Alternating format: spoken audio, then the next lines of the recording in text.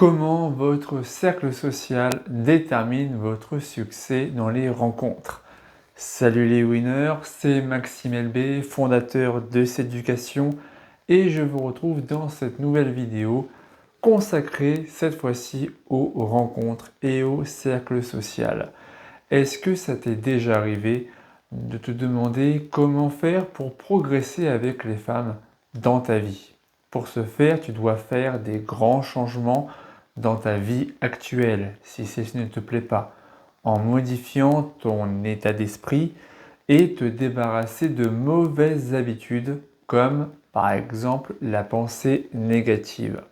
Mais ce sont aussi des changements dans ta vie sociale, dans ton cercle social. Le changement vient notamment de ton entourage. Est-ce qu'il t'encourage ou au contraire, est-ce qu'il te rabaisse? C'est justement ce qu'on va voir dans cette vidéo. Comment ton cercle social détermine ton succès dans les rencontres. Et je vais te donner pour ce faire 4 conseils clés. Avant ça, je t'invite à télécharger dans la description ton e-book offert Comment rencontrer des femmes séduisantes. Dans cet e-book gratuit, tu auras toutes les méthodes clés en main pour pouvoir commencer à faire des rencontres, rencontrer des femmes qui te plaisent et, qui sait, tomber sur la femme de ta vie. Cela étant dit, passons maintenant au cœur du sujet avec le premier conseil clé. Méfie-toi des amis toxiques. Vous savez, quand on crée son cercle social au fur et à mesure que l'on grandit, qu'on évolue, on se base sur ce qu'on appelle la ressemblance sociale, le fait de toujours rechercher des personnes qui nous ressemblent. On recherche toujours des personnes qui viennent du même milieu que nous, qui ont la même expérience que nous, qui ont plus ou moins le même passé que nous, parce que ça nous rassure, ça nous parle, il y a les similitudes et ça nous place dans une zone de confort. D'ailleurs, gardez à l'esprit la citation de Jim Rohn qui était « Tu corresponds aux 5 personnes que tu fréquentes le plus ». Ça veut dire que si vous côtoyez des personnes positives, vous deviendrez une personne positive. A l'inverse, ne côtoyez pas les personnes négatives, ne les écoutez pas. Recherchez toujours des personnes qui vous ressemblent, avec lesquelles vous avez des affinités, des points de similarité. N'adhérez pas au comportement des amis toxiques qui veulent vous engrainer, qui veulent vous rabaisser, vous bloquer dans votre avancée vers vos projets. Vous devez toujours garder le cap, ne pas écouter les critiques, les outrepasser, ne changez d'ailleurs pas d'avis pour leur faire plaisir. Ne soyez pas complaisant envers ces personnes-là qui ne vous veulent que du mal. À partir de là, vous devez comprendre que vous devez trier vos relations, mettre de côté les amis toxiques et de l'autre, chérir les amis bienveillants qui vous poussent, conserver, chérir ces vrais amis, ces amis qui vous poussent à aller de l'avant, à vous dépasser dans votre cercle social et éloignez-vous rapidement des personnes toxiques. Réduisez par exemple le temps de fréquentation, limitez le temps que vous passez avec ces personnes-là. Ou alors, dans la mesure du possible, vous devez couper les ponts. Parce que si vous restez avec ces gens-là dans votre entourage, dans votre cercle social, vous risquez de ne plus être autant motivé, autant focalisé sur vos projets. Votre détermination risque d'être ébranlée par ces gens-là et vos progrès seront également entravés par ces gens-là. Deuxième conseil clé, gardez contact avec des amis positifs et bienveillants. Si nécessaire, si vous vous rendez compte qu'il y a beaucoup trop, quasiment que des gens toxiques dans votre entourage, alors changez de cercle social.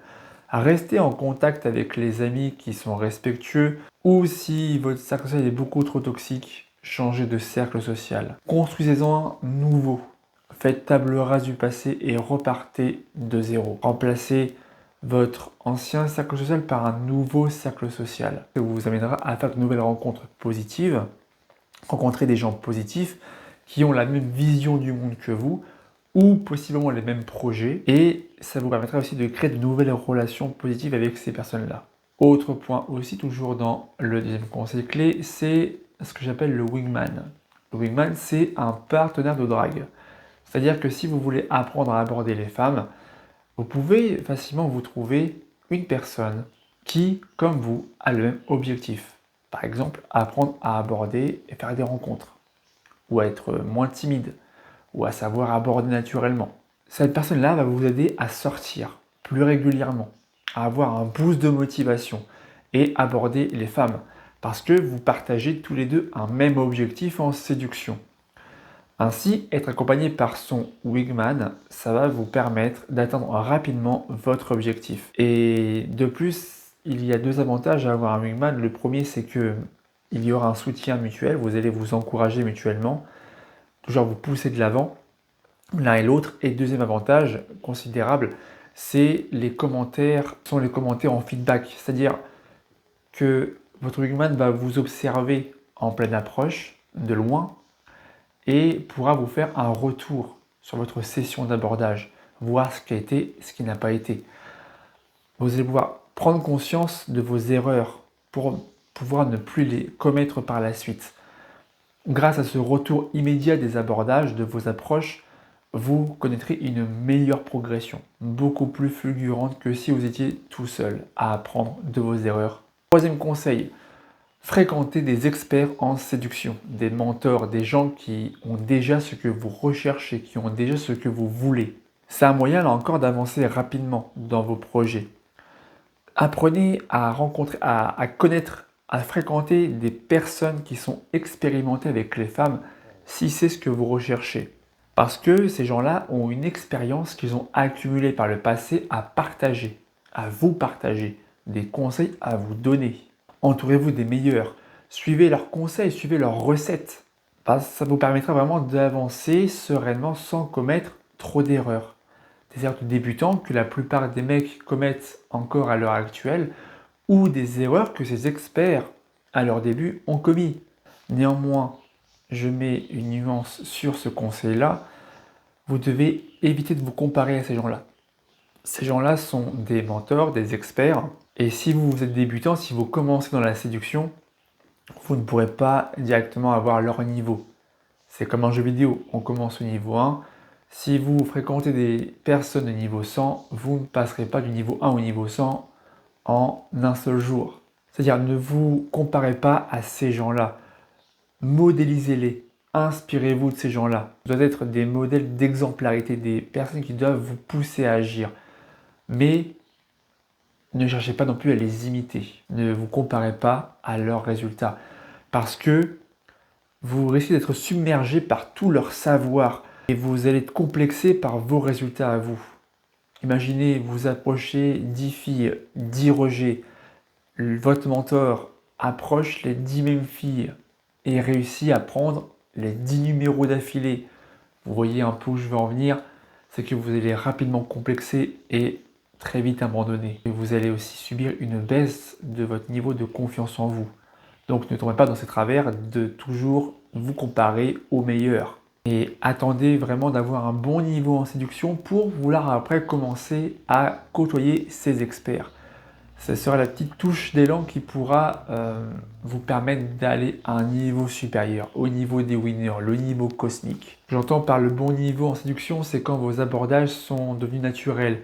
Quand aborder une inconnue ou un groupe social de gens que vous ne connaissez pas, vous abordez ces gens-là de façon naturelle, comme pour dire bonjour, sans aucun stress, sans aucune peur du rejet par exemple. À partir de là, vous pourrez demander les services de ces mentors, de ces coachs, de ces experts. Et enfin, quatrième conseil clé, pour comprendre à quel point votre cercle social est déterminant pour votre succès dans les rencontres, c'est de vous entourer d'amis filles. Ayez des amis filles. Avant ça, il y a un préalable. Vous devez travailler sur votre confiance en vous. La confiance en soi est un préalable indispensable avant d'avoir envie d'avoir des amis filles dans votre cercle social.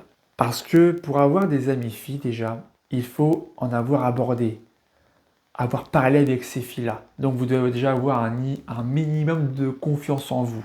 Après avoir accumulé de l'expérience, vous pourrez fréquenter davantage de filles.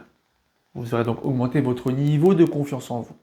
Notamment, c'est là l'étape idéale du wingman, parce que vous apprendrez de vos erreurs. Il y aura des retours de vos abordages. Et Ainsi, grâce à tous les abordages multipliés à l'aide de votre wingman qui vous aidera pour passer à l'étape supérieure, pour pouvoir aborder massivement des femmes, et ce malgré la peur du rejet, vous pourrez nouer des relations amicales avec de jolies filles.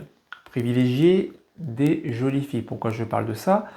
Parce que ça va vous permettre d'être dans l'état d'abondance féminine.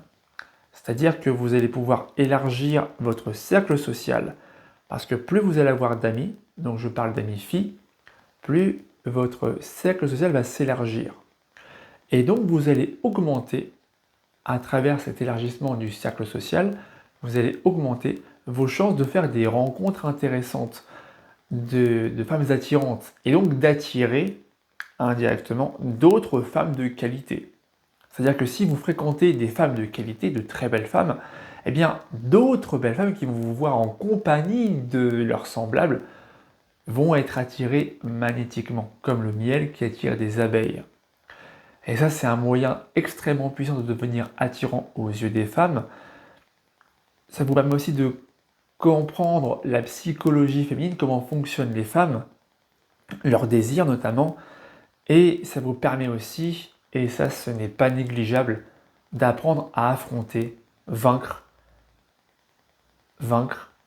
l'intimidation de la beauté physique. Ne pas être déstabilisé par une mannequin en face de vous. Ne pas être intimidé par sa magnifique beauté.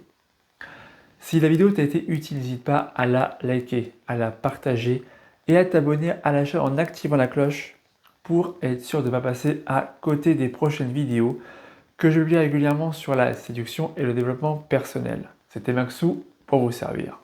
Ciao!